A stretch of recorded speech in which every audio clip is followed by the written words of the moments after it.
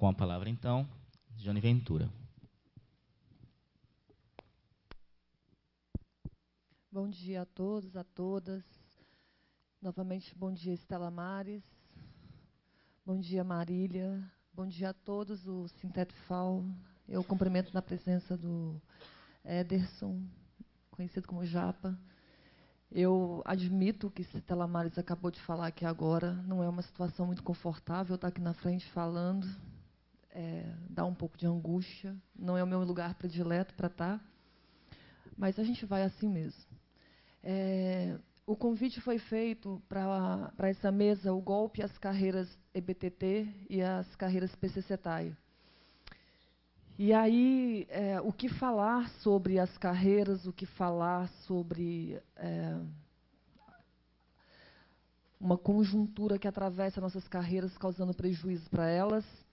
E aí eu tentei apontar num cenário, que é um cenário que a gente vem trabalhando há algum tempo, que eu venho pensando, dialogando há algum tempo sobre ele. Eu sou Jane, já foi apresentada, né? Eu sou do Instituto Federal de Pernambuco. Aí só para trazer um pouco aqui de ilustração para a gente, tá bom? Porque tem muita gente que não passa por esse diálogo mais próximo. As carreiras que o nosso sindicato, que é o Sinasef, ele representa, são as carreiras do Magistério Federal, que a gente conhece melhor, que é a carreira EBTT, o Magistério Superior, a carreira do Magistério da Educação Básica, do primeiro e segundo graus, do PGPE, e as carreiras dos docentes civis e instituições de ensino vinculadas ao Ministério da Defesa e dos docentes dos ex-territórios.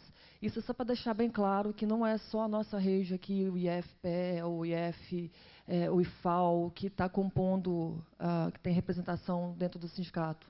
Aí também para trazer um pouquinho mais à luz aqui, que sobre a nomenclatura dessas carreiras, desde 1970 você tem denominações para a nossa carreira, que é a carreira funcional do professor de ensino primeiro e segundo graus, depois carreira do magistério de primeiro e segundo graus, depois a carreira de magistério do primeiro e segundo graus continua, e aí essa denominação que a gente conhece, que é a carreira do magistério do ensino básico, técnico e tecnológico, é mais recente na nossa história, e vem mais com esse processo da efetização, aí vem junto com ele, que acontece em 2008 e a gente arrasta para cá, para os dias atuais. Aí, de novo, tem um conjunto de dispositivos legais que comungam com a carreira docente, e em 2012 tem aquele dispositivo legal mais conhecido hoje em dia, que é a Lei 12.772. Por que eu estou mostrando esses dispositivos legais? Por que eu estou passando? Eu estou só ilustrando, tá bom? Porque, para poder fazer a fala, eu procurei alguns desses dispositivos mais recentes que estão atravessando a carreira do docente e que estão apontando para um prejuízo da carreira, para um prejuízo da qualidade do trabalho. E aí foi nesse sentido que eu quis trazer a fala. E aí, continuando, a gente tem os principais focos das atividades docentes nas carreiras anteriores. Então, em 1974, essa nossa carreira tinha um foco bem claro, que era aulas, estudos ou atividades e orientação discente. Aí ele vem causando atribuições aos docentes. Em 2008, ele está bem próximo do que a gente tem hoje, que são os docentes hoje são responsáveis pelas atividades relacionadas ao ensino, à pesquisa, à extensão e à gestão.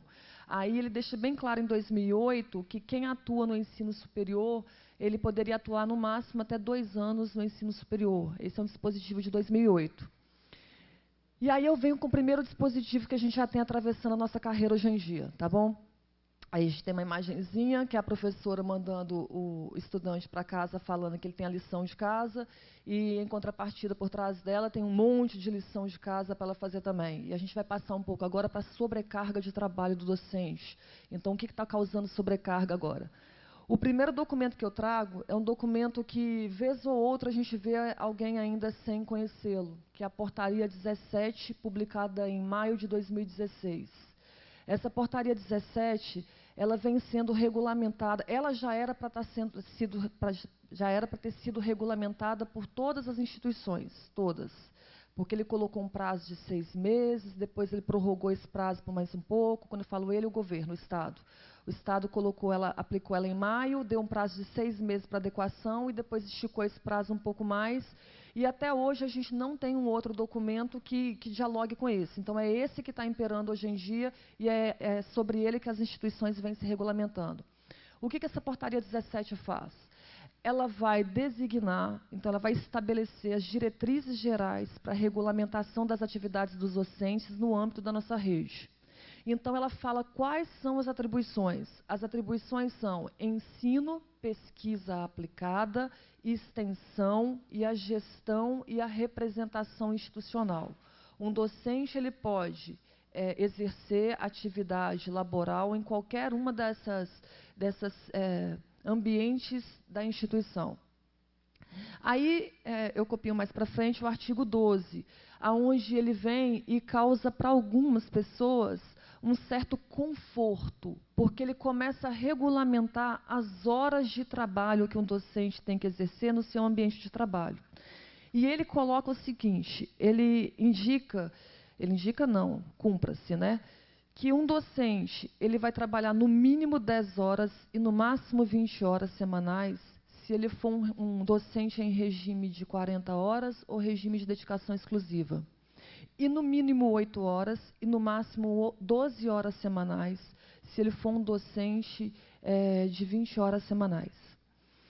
E aí eu fiz uma tabelinha aqui na frente, eu gosto muito de tabelas, que eu converso muito bem com tabelas, que é tentando apresentar o que é o impacto disso. Quando ele fala horas de trabalho, são horas relógio, tá bom? Então, o indivíduo, um trabalhador de 20 horas semanais na instituição, ele vai, no mínimo, 8 horas relógio trabalhadas. E, no máximo, 12 horas relógio trabalhadas. Se for 40 horas ODE, são 10 horas, no mínimo, relógio e, no máximo, 20 horas relógio trabalhadas. Eu apliquei isso aqui, para ficar um exercício mais claro, em números de aula. Então, eu coloquei aqui, que é o que a gente conhece mais claro, que são as aulas de 45 minutos e as aulas de 50 minutos. Nas aulas de 45 minutos, para ele trabalhar o mínimo, um docente de 20 horas, ele tem que trabalhar no mínimo em sala de aula 11 horas semanais. 11 aulas, no mínimo 11 aulas por semana. E no máximo 16 aulas por semana.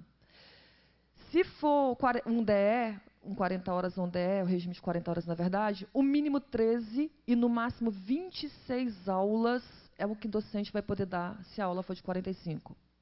Se ela for de 50, esses 5 minutinhos aí drenam um pouquinho do número de aulas. Aí vai ser, no caso de 20, no mínimo 10 aulas, no máximo 14, e um DE no mínimo 12, no máximo 24. Por que eu destaquei o que está em vermelho aí? Porque a portaria ela deixa bem claro o seguinte, se ele não cumprir o regime de trabalho dele comprovado de 20 horas ou de 40 horas de atividade, ele vai ter que começar a apresentar outras atividades dentro da administração.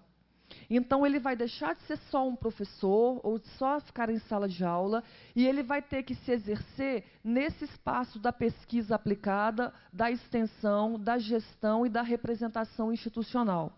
Então, ele vai ter que, além de assumir a sala de aula, ele vai ter que ser obrigado a assumir outra atividade dentro da administração. Exemplificando aqui, tá bom? Eu vou pegar os mínimos aqui numa aula de 50 minutos, que é o mais claro. Alguém que está no regime de 20 horas, ele tem que dar no mínimo 10 aulas por semana e ele vai ser obrigado a apresentar uma outra atividade computada com 4 horas. Ou pesquisa, ou extensão, ou gestão, ele vai ter que acumular alguma atribuição.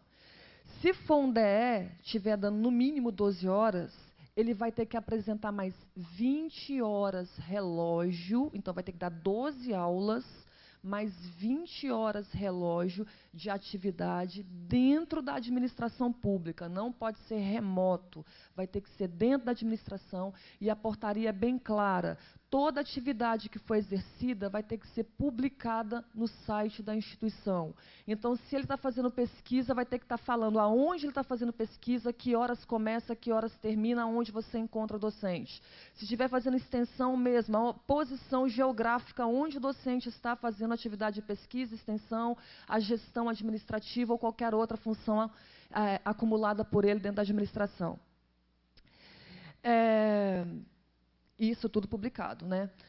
E aí, o destaque que eu faço, porque o comum que a gente entende quando a gente está na atividade docente é o comum que a gente vê nos espaços laborais aí. Para cada uma hora de aula ou uma aula que você dá, você pode computar mais uma aula, uma hora, espelho, algumas pessoas chamam de aula branca, aula espelho, que é uma aula, é um outro horário que é como se você estivesse preparando a tua aula. Então, para cada uma hora de aula que eu dou, uma hora eu vou computar da minha jornada de trabalho como preparo da aula. E a portaria fala isso. Para garantir a melhor qualidade de ensino, para cada hora de aula, o regulamento da instituição poderá prever até uma hora adicional para as atividades dos incisos. Aí ele desdobra. O que está destacado em verde é o que a gente tem comum, o conhecimento comum, que é a atividade de preparação, manutenção e apoio de ensino. O que está destacado em vermelho é onde a gente não está tendo atenção com a portaria 17. A gente não está tendo atenção. Eu já passei o olho em um monte de documentação que tem por aí, que já tentou regulamentar, já aplicou, na verdade, a regulamentação da portaria, e na hora que eu vou ler a regulamentação, ela está em desacordo com a portaria ainda. Então, as pessoas se regulamentam, mas se regulamentam de forma equivocada com relação ao que está sendo aplicado.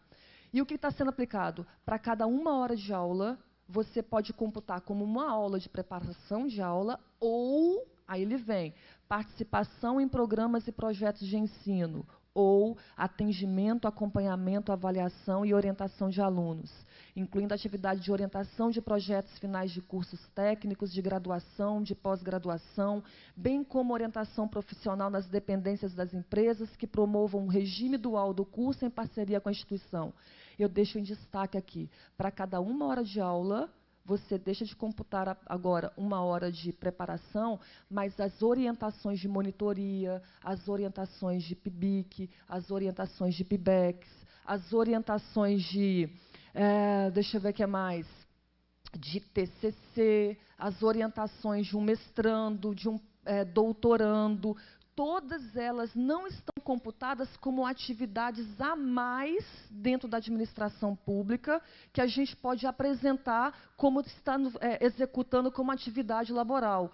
Elas estão incluídas dentro do horário pela portaria 17 como horário regulamentado para a preparação das aulas. Então, o que a gente tem percebido é que eu tenho percebido que na hora que a gente vai ler os documentos instituídos, eles ainda estão desagregando isso dessa hora de preparação de aula, junto com ela. E aí estão se regulamentando de forma equivocada com relação à portaria. Se vem uma auditoria, se vem alguém revisitando a documentação, vai perceber que a documentação não seguiu a orientação da portaria. Aí vamos lá. O docente agora ele vai ter que dar aula, e ele deixa bem claro na portaria também que para cada hora ele vai ter uma hora adicional, e aí ele fala em algum momento na portaria que cumpridas as horas-aulas, cumpridas elas, aí ele pode se desdobrar nesses outros eixos que são pesquisa, extensão e gestão. Ou seja, a portaria deixa bem claro que a atividade essencial acadêmica é a atividade de ensino. A gente percebe que as reitorias, os gestores, eles batem sempre no tripé de ensino, pesquisa e extensão, deixando esses três eixos, tentando manifestação de igualdade entre eles e ninguém superando o outro. Mas a portaria ela vem e fala, a atividade de ensino ela é prioritária, e aí, cumprida toda a atividade de ensino, a gente se desdobra no cumprimento das outras atividades. Lembrando que orientação e esses outros eixos aí, reunião pedagógica, todo outro que você continua dentro da administração trabalhando, não pode ser computado mais como hora laboral, está dentro das aulas de preparação também. Isso a gente destaca, por isso que eu retomo a imagem aí, o docente apresentando a tarefa para casa, mas o docente com uma sobrecarga de trabalho muito maior em cima dele agora, porque ele está absorvendo várias funções que ele computava dentro da computação, dentro da função da aula. esse é um destaque que eu faço, tá bom? Então, vocês vão perceber que a minha fala ela vai destacar um dispositivo legal, nesse caso é a portaria 17. A gente vai destacar outros dispositivos agora e tentar conversar com eles no final, tentar fazer a comunicação entre eles. O outro é essa imagem recorrente na internet aí, que é a ideia do salário, dos direitos sociais, da educação pública, dos concursos públicos, na ideia de do cubo de gelo, porque a ideia é de que ficaria tudo congelado. Aí a gente traz à tona agora um elemento que é um dos dispositivos mais impactantes que a gente tem para toda instituição pública agora, que é a emenda constitucional, que é chamada de teto dos gastos constitucionais, dos gastos públicos. A emenda institui novo regime fiscal. Nome oficial dado à política fiscal pelo regime. A despesa primária da União não poderá crescer em ritmo superior da taxa de inflação pelo período de 20 anos. Então, esse dispositivo é o que pode dizer sem medo nenhum que é o pior dispositivo que afeta toda a atividade executada pelo público que a gente possa vir a ter. Aí, o que se diz no regime fiscal? Né? Que ele é chamado de teto dos gastos, que eles dizem que se a sua instituição, então vou colocar aqui como ilustração o IFAL, onde a gente está. Se o IFAL tem como orçamento uma entrada de R$1 milhão por ano para poder fazer a gestão, estou falando um número cabalístico aqui, mas se ele tem R$1 milhão por ano para poder fazer a gestão administrativa dele, no outro ano, ele vai ter 1 milhão também, só que corrigido pela inflação anterior. É isso que diz. Então, a gente pega o segundo parágrafo aqui, que estabelece que a despesa não poderá crescer em ritmo superior... Ai, meu Deus, não saia. Perdão. Vamos lá, amiga. Vamos lá. O computador não é meu, o mecanismo do cérebro não funciona legal. Aí ele fala que é corrigido pela inflação, pelo índice da inflação do ano anterior, né? E aí os colegas mais atentos, eles sempre destacam, não é o orçamento desse ano corrigido pela inflação do ano anterior, é o orçamento executado corrigido pelo ano anterior. Então, se por um acaso o IFAL tinha disponível nesse ano R$1 milhão para fazer a gestão, e por um acaso ele não conseguiu fazer a execução de todo o orçamento, executou R$800 mil desse 1 milhão, ele vai ter para o ano que vem R$800 mil corrigidos pelo índice da inflação. Se dos 800 no outro ano ele não conseguiu empenhar tudo, trabalhar com tudo, ele vai ter menos recurso no terceiro ano e assim por diante. E as pessoas também apontam que muito desse dinheiro que não é executado não é por só uma má administração financeira da instituição, é da forma com que esse recurso chega para a instituição, e ele chega, usar a expressão de quem dialoga mais sobre isso, ele chega a conta-gotas para a instituição, e aí a forma com que se dá a entrada do orçamento dificulta para que se dê a execução dele como um todo. Então, o que a gente tem num cenário é cada vez mais as instituições tendo menos recurso orçamentário para fazer a sua gestão, cada vez mais que os anos avançam dentro desses 20 anos de congelamento que estão falando. Aqui só para destacar que o orçamento de 2018 ele foi corrigido e atualizado no índice de 3%, que foi dito da inflação.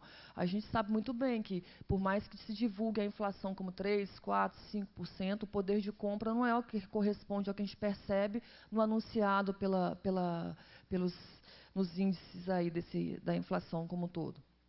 Então, a gente tem cada vez menos orçamento para se gerir.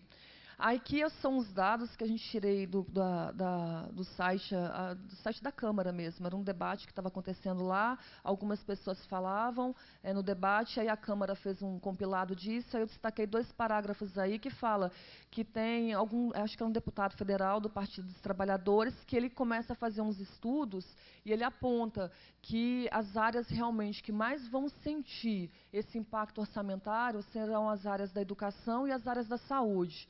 E aí ele fala que na saúde, por exemplo, entre os 2 anos houve uma redução de 2,37 bilhões quando se analisa os gastos por função, e a esse ritmo, segundo o deputado que faz esse estudo, em 20 anos a área deixará de receber 47 bilhões em 20 anos.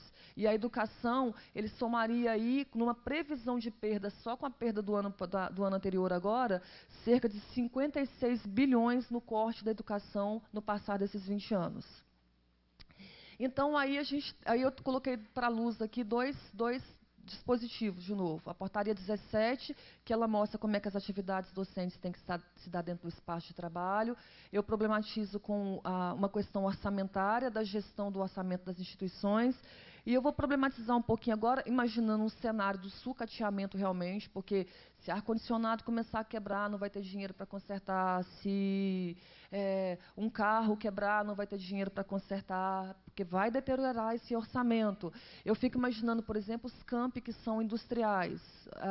Aquele monte, às vezes eu passo pelos campi industriais, onde tem mecânica, tem as áreas de engenharia, aquele monte de máquinas, às vezes, no cenário da instituição, assim, aquelas máquinas que precisam de manutenção constante, e a manutenção constante não sendo possível, porque o orçamento não permite fazer a gestão daquelas máquinas. E aí a gente vai fazer ensino para o nosso alunado como? Com as máquinas sem operar, com a instituição sem operar. Então, a imagem que a gente traz aqui à tona é a imagem realmente da deterioração até do espaço físico, estrutural da nossa instituição.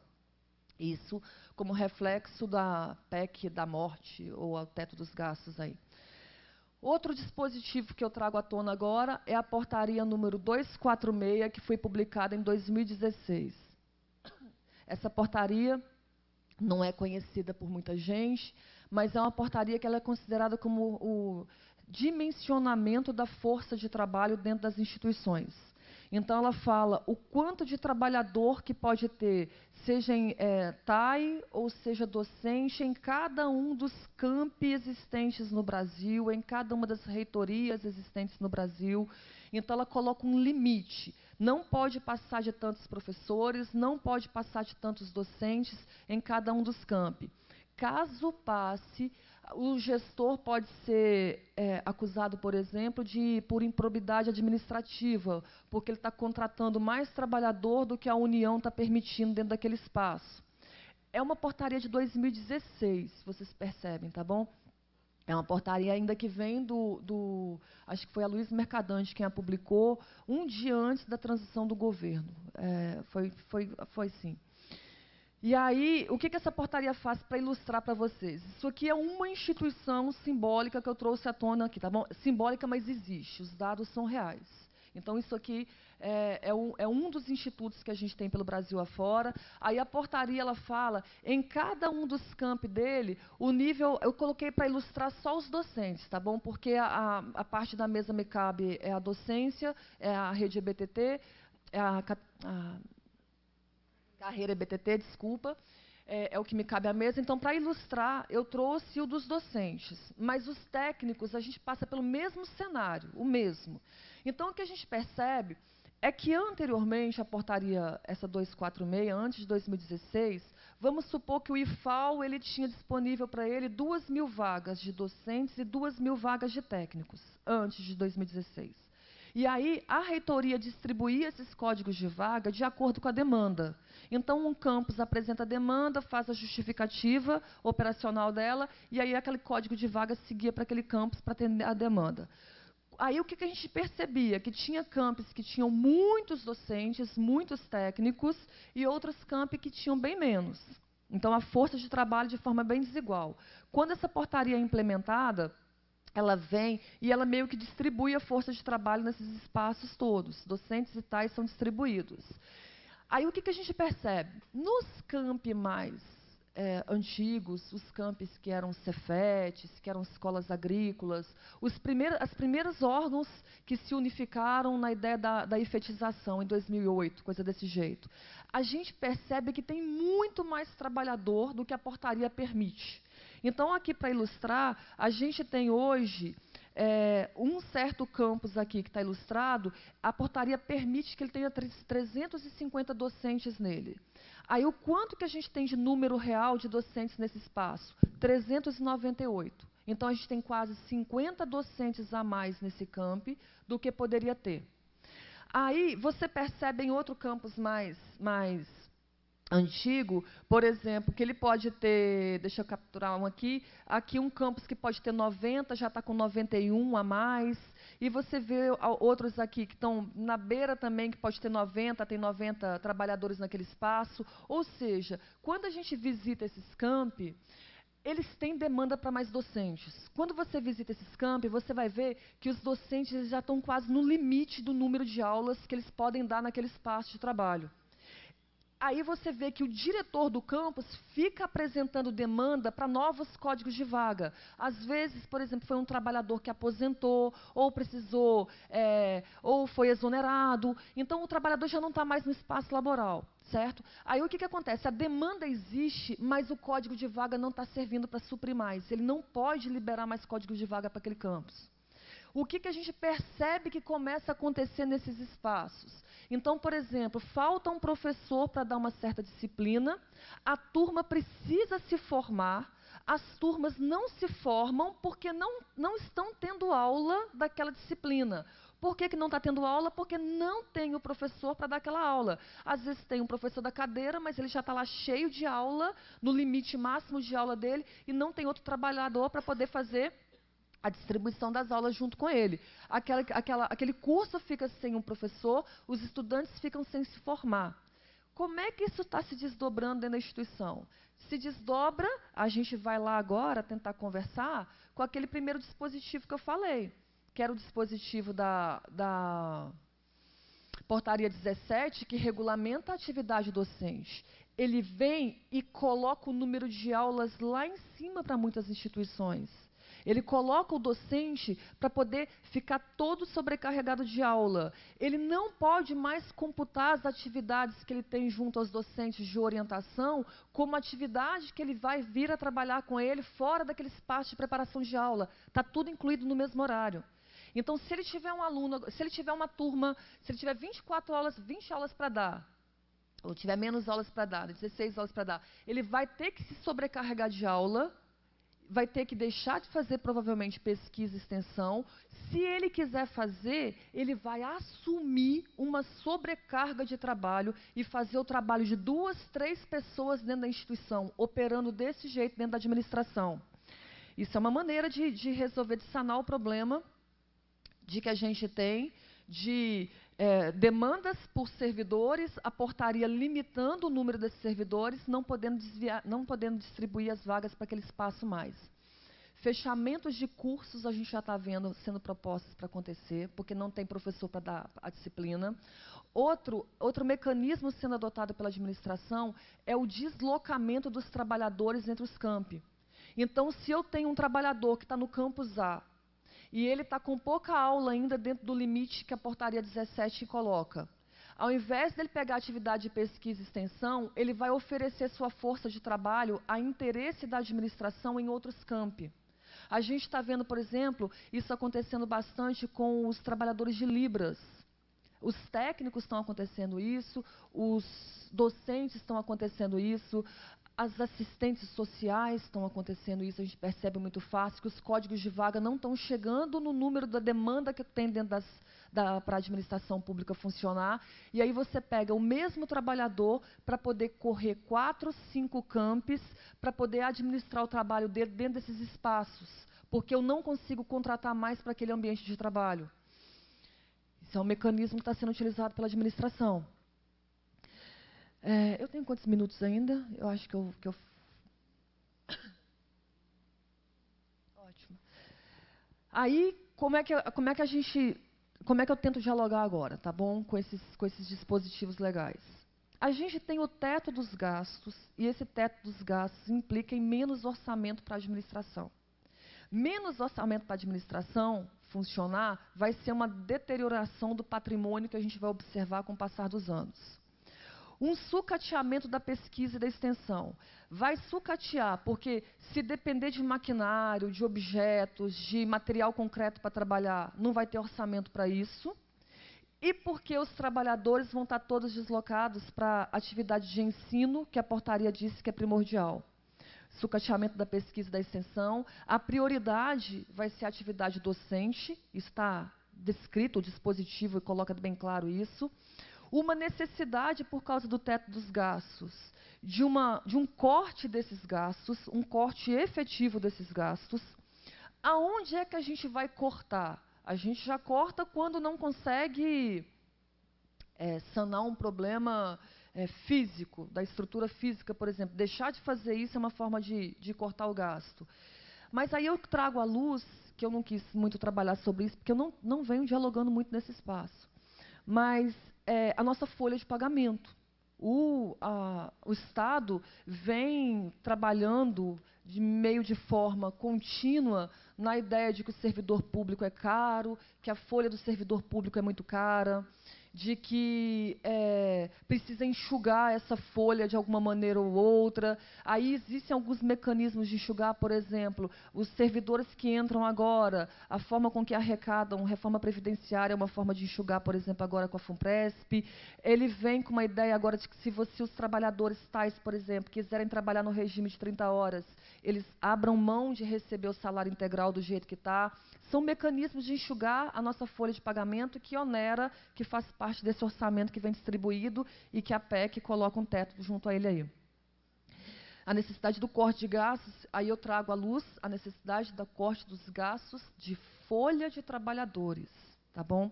O fechamento de unidades por falta de recurso orçamentário. Então, você fecha uma unidade. O que você faz com aquele trabalhador? Desloca para outra unidade, porque você não pode demitir ele. Aí, vai deslocar para uma unidade que já está com limite de sobrecarga, limite de docentes ou técnicos oferecendo um trabalho dentro daquele espaço. Então, onde é que você vai colocar o trabalhador se você já limitou o número máximo deles dentro daquele espaço? Ou coloca à disposição para outra administração pública, que também está limitada pelo corte de teto de gastos, tudo isso, está todo mundo limitado por isso. E aí uma forma de provocar isso é tentar tirar o trabalhador de dentro do espaço do trabalho. Tentar tirar o docente, tentar tirar o TAI, que são caros, são ditos que são caros para a administração pública. Novos concursos. Como é que a gente vai fazer novos concursos se novos concursos impactam a matriz orçamentária também? Então, se já tem demanda para docente, se já tem demanda para TAI, como é que você vai provocar que essa demanda seja suprida se os concursos oneram e tem um teto dos gastos limitando como é que você pode fazer a administração funcionar? Um mecanismo sobrecarregando o trabalho. Outro é provocando que... Então, você vai sobrecarregar o trabalhador. Sobrecarregar o trabalhador é ele funcionar por 2, 3, 4. É engraçado o mecanismo com que isso se opera dentro da administração pública, porque os colegas falam que estão sobrecarregados de uma forma muito feliz. Então, eu dou tantas aulas por semana, eu estou em 4, 5 comissões, eu tenho 3, 4 alunos de mestrado, doutorado ou de monitoria sob minha orientação. Então, eles falam disso com uma forma muito orgulhosa, como se eles estivessem sendo essenciais para a máquina pública, e são essenciais para a máquina pública, porque um está operando por 2, 3, 4, 5 trabalhadores dentro desse espaço. A gente está sobrecarregando, esses dispositivos sobrecarregam o trabalhador. Eu falo do docente, mas isso está incluído os técnicos administrativos no mesmo esboço de tudo isso que a gente desenrola aqui dentro, tá bom? Eu trago à luz, até de uma forma de denúncia, por exemplo, as assistentes sociais da onde a gente trabalha. A gente não tem assistente social para todos os campi. Quando roda os editais aí de assistência estudantil, a gente tem momentos em que as nossas assistentes estão pegando o trabalho de outro. Ao invés de ser o docente trabalhando em três campi, estão as assistentes pegando documentos e trabalhando por 3, 4 campos. Aí tem que ficar fazendo documentos, 600 análises em 3, 4, 5 dias, para poder cumprir com o edital que está lá instituído na administração, trabalhando fora do horário do expediente, se sobrecarregando de trabalho para dar conta da tarefa. Então, uma sobrecarga do trabalho de ensino, eu coloco em evidência aqui. E aí eu coloco para a luz também uma ideia que já saiu, quando a gente coloca o documento lá e coloca o projeto, ele está todo grifado. Ele está todo grifado, mas ele existe, ainda que grifado. E ele foi tentado colocar dentro da mesa, em cima da mesa da gente, que são os planos de demissão voluntária. Os planos de demissão voluntária são mecanismos de assédio do trabalhador, seja de assédio, um assédio que a gente entende de forma positiva, saia do seu espaço de trabalho, se você vender o teu trabalho, se você vender o teu cargo, na verdade, né, sai daí que eu te pago para sair do teu espaço de trabalho. Eu te pago 100 mil reais para você sair daí, 200 mil reais para você sair daí, porque se você sair, eu consigo enxugar a minha folha, a minha folha orçamentária. Como é que eu consigo enxugar? Se eu preciso do trabalhador no espaço, aí eu coloco como último elemento a terceirização das atividades fim, que foi aprovada recentemente, 1 ano, 2 anos atrás, que ela fala que qualquer trabalhador agora, ele pode ser terceirizado. Isso sou eu tirar um docente que ganha 5, 6 mil reais, um técnico que ganha 4, 5, 6 mil reais, e substituí-lo por um terceirizado que passa a ganhar 1.200, 1.000, 1.300, depende do contrato com que a gente dá com esse indivíduo aí agora, para poder colocar ele para trabalhar para a administração. Como é que eu consigo enxugar a folha? Eu consigo enxugar a folha atraindo os trabalhadores para saírem do espaço e colocando outros num ambiente precarizado de trabalho e sob um regime de trabalho muito mais precarizado que já é o nosso. Pronto. Esses espaços de diálogo são espaços complicados, porque se talvez eu tenha tido acordo de vocês escutando alguns desses dispositivos que estão impactando a carreira, sobrecarregando o trabalhador, nesse caso docente, colocando ele para trabalhar em atividades de 2, 3, 4 pessoas, a possibilidade da demissão, o sucateamento dos espaços onde a gente vai trabalhar. A pergunta que vem sempre à tona é o que fazer, o que fazer, o que fazer. E é sempre, eu entendo, participando desses espaços, que é o que fazer delegando para o outro, para que o outro responda o que fazer. Então, me diga você o que eu vou fazer, me diga você o que eu devo fazer. E quem está aqui na frente também se remete ao espaço do público, também questionando o público. E aí, o que se pode fazer? O que a gente vai fazer? Então, fica um argumentando com o outro dentro desse espaço, delegando o outro a responsabilidade. Às vezes a gente delega aos estudantes essa responsabilidade, né? Tem que comunicar aos estudantes para ver porque eles são a parte mais impactada. Vamos ver se eles tomam a frente da responsabilidade de tentar agir alguma coisa. Eu não posso escapar de que eu estou dentro de um espaço sindical, que esse é o momento promovido pelo sindicato, que é o Sintetfal. Eu falo Sintetfal certo quando eu falo o sindicato de vocês? Sintetfal. Parece outro idioma quando fala isso. Eu não posso escapar e nem omitir que a gente está dentro de um espaço sindical, tá bom? Eu tenho falado isso para os colegas que trabalham comigo lá em Pernambuco, se você é filiado ou não é filiado ou não, o sindicato impacta a vida de todo mundo. Se você tem um sindicato que é presente, que está provocando, que está tentando fazer mudança, isso impacta na sua vida você sendo filiado ou não. Você nem sabendo que o sindicato existe, isso impacta. Se você tem um sindicato que ele é omisso, que ele se esquiva das responsabilidades, e a responsabilidade não é da gestão do sindicato. A responsabilidade da gestão do sindicato é operacionalizar o que o grupo está demandando que seja feito. Então, dentro de um espaço sindical, o que se pode fazer é vocês, nós, organizados, sentados, talvez daqui a meia hora, sentados aqui, ou daqui na hora do almoço, deixa de almoçar, ou deixa de ir para um bar à noite, a gente senta aqui e fala, como é que a gente vai se articular para começar a fazer um enfrentamento contra isso que a gente vê que está precarizando o nosso espaço de trabalho, a minha vida como trabalhador, dos meus colegas. A gente tem que ter a honestidade de sentar, assumir a gente a responsabilidade. Dentro de um espaço sindical, isso é super interessante de fazer. Por quê? Tenho falado isso com os colegas também. Porque se sou eu, Jane, lá do IFPE, que mando um e-mail para vocês e falo, eita, vamos conversar sobre carreira aqui, que a carreira não está muito boa não, está degringolando, morro abaixo aqui, vamos conversar. Se eu chamo vocês e vocês saem dos postos de trabalho como vocês saíram hoje, a chance de vocês levarem uma falta lá fora e terem um ponto cortado, tudo isso é muito grande. Agora, a gente, dentro de um espaço sindical, a gente está ainda resguardado pela lei. A lei nos dá constitucionalmente o direito de uma organização como classe de trabalho.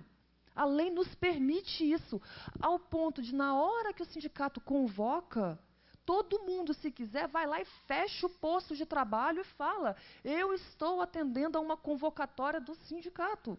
E não é do sindicato, é uma convocatória nossa. Nós estamos nos chamando, nós estamos tentando nos organizar.